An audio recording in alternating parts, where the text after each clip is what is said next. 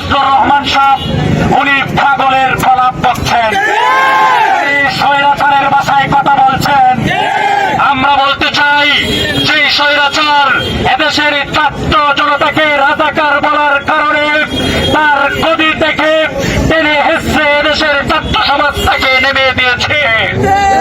আপনারা যদি মনে করেন এদেশের ছাত্র সমাজকে তোয়াক্কা করে তাচ্ছিল্য করে এদেশের ছাত্র সমাজকে রাজাকার বলে এদেশের তাওহীদি জনতার বুকে কষ্ট দিয়ে এদেশের আলেম ওলামাকে তাচ্ছিল্য করে এদেশের আলেম ওলামাদেরকে বিশ্রী ভাষায় সম্বোধনের মাধ্যমে আপনারা আগামী দিনে এদেশের মানুষের ম্যান্ডেট নিয়ে ক্ষমতায় আসবেন, তাহলে সেটা বোকার স্বর্গে বাস করছে। আমরা স্পষ্ট ভাষায় বলে দিতে চাই, আমরা বাংলাদেশপন্থী, বাংলাদেশের পক্ষের শক্তি। আমরা পাকিস্তানপন্থী নই, আমরা ভারতপন্থী নই।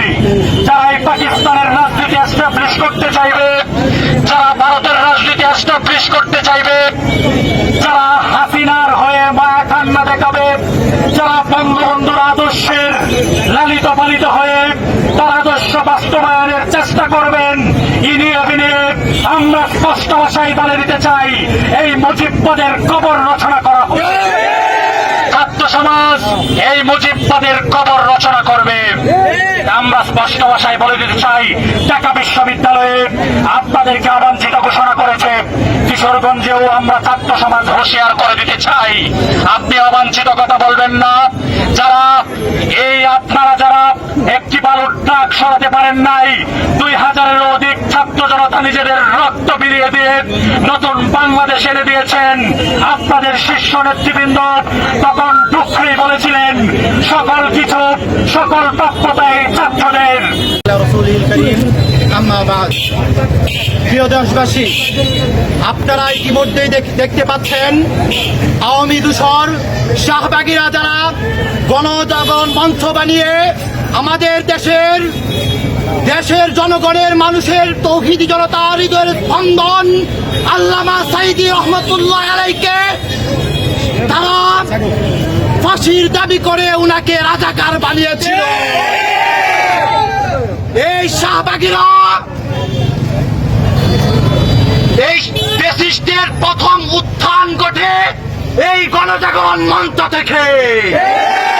এই হাসিনা ফ্যাসিস্ট হওয়ার মধ্যে থেকে সর্বপ্রথম তারা ফ্যাসিস্ট হয়েছে 13 সালে গণজাগরণ মঞ্চ থেকে।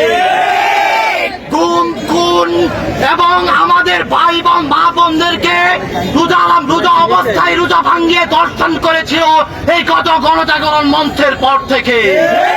এই হাসিনা ফ্যাসিস্ট হয়েছিল এই শাহবাগীদের সমর্থনে।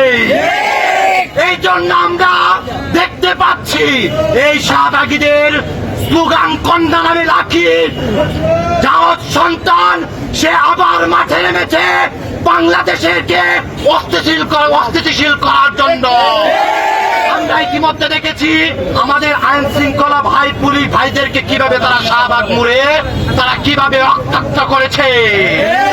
7 মাস পার হয়ে গিয়েছে, কোন ছাত্র জনতা কোন পুলিশের উপরে আঘাত করেনি, কিন্তু আমরা দেখতে পাচ্ছি এই শাহবাগী লাঠির নেতৃত্বে আমাদের পুলিশ ভাইদের উপর আক্রমণ করা হয়েছে। তাই আমাদের এক দফা দাবি, এক দফা এক, লাঠিকে গ্রেফতার করতে হবে। 24 ঘন্টার ভিতরে লাঠিকে গ্রেফতার করতে হবে এবং তার সাথে যারা শাহবাগীরা আছে তাদেরকে গ্রেফতার করতে হবে এবং দর্শনের